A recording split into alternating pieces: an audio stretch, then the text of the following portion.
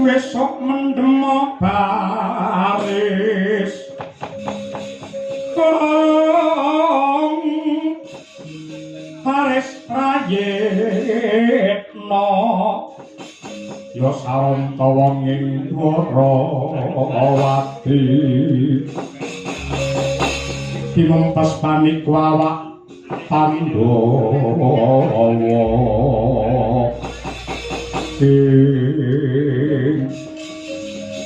yen ora luput kang dadi panyawanku putra Madukara Bambang Wisageni ya pancen dasar kepara napa Wadayudana aku ingkang suwana ing Pendhapa Agung Negara Ngastina ora kaki babar ana wigati apa Wisageni yen dene malah kaya apa anggonku suwana ngarsamu Wadayudana iki yektine nuruti apa kang dadi pandriting para kawula Ngastina tanise para kawula ing negara Ngastina iki sing rina wengi rumangsa kasiksa batine merga ora ana tandha tandane para pangarsa praja anggene ngayomi marang sagung para kawula dasih ing atase para kawula nandhang karuna larani sandhak lawan boga panandine pajek malah saya diunggahake satengah paribasan nekak guru rampung teko semono apa wae kan dadi panjangka tumrape para kawula ing banjok lan pintering nalar lan ugi luhuring budi pengerti marang kaping-kaping tansah dialang-alangi dening para penggede negara Ngastina supaya ora ana wong pinter kejaba saka Kurawa ora ana wong pasir kejaba mung pejabat Ngastina kawula yo ajari dimen dadi kawula sing bodho kawula sing goblok yen dadi kawula bodho lan goblok pangurung ora bakal ana critane wani unjuk rasa nuntut marang pamarentah negara Ngastina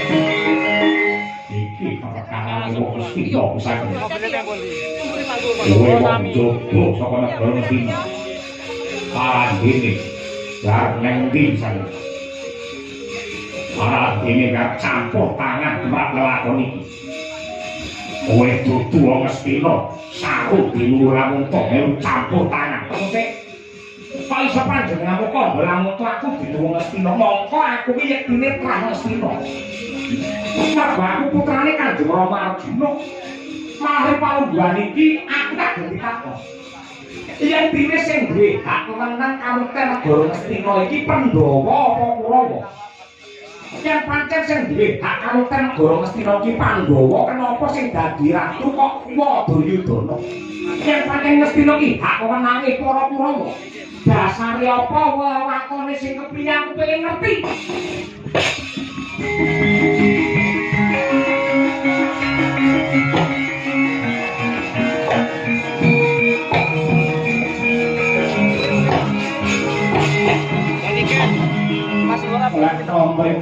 dereng bobok iki pujangga kraton Ngastina Manik Sasmita kang dadi aran sing mbok arepake apa menika teko lamun kowe bocah sing lupa karo sejarah kowe lak kandhani negara Ngastina wiwit bubar tatanane rusak kang dadi aturane mergo nalika semono ya kuwi sang Kresna Dipayana ya Prabu Biasa sereh keprabon banjur wisuda Prabu Pandhu Dewanata dadi ratu kuwi klerune Resi Abyasa mongko cetha pramilane kok putrane Resi Abyasa ana telu sing pambaret ya kuwi sang Baskara ana loro Prabu Pandhu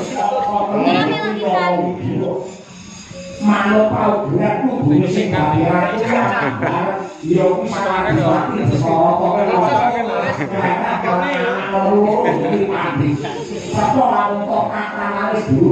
ini wajah-wajah orang yang menyukai dibalik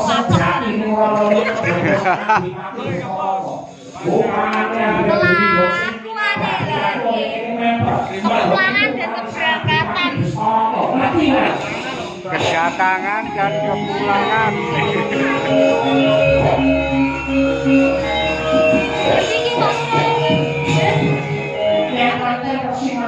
Yo.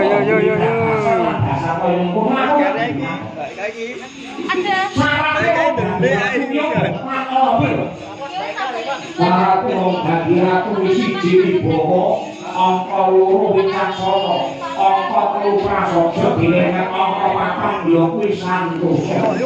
Santosa ki teges saksi. Santosa lair lan Santosa batin. Santosa lair ratu wadon cacat. Apa-apa. Simbah Destara koke cacat apa? Denta rapunta kae pitaka netra cala bina karo kancane manang. Kok mau bergerak neh. Yen ratu cala netra cala bina pira krepok dadi ratu ora aku ndobok rame.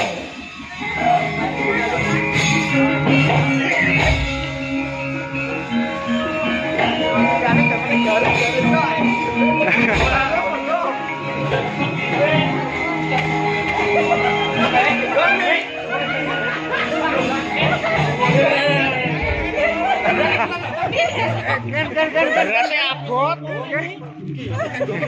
Ngawur. Apa dibalane? Jajalan mie harapan. Bisa demi mugi wonten kali ngomong oleh Iwak Sampurmu. Mang perintah ke sapa kula mateni wisangkeni. Yen wisangkeni muda jaroko nang pendhawa liyane melu ngenes pestaken dalu.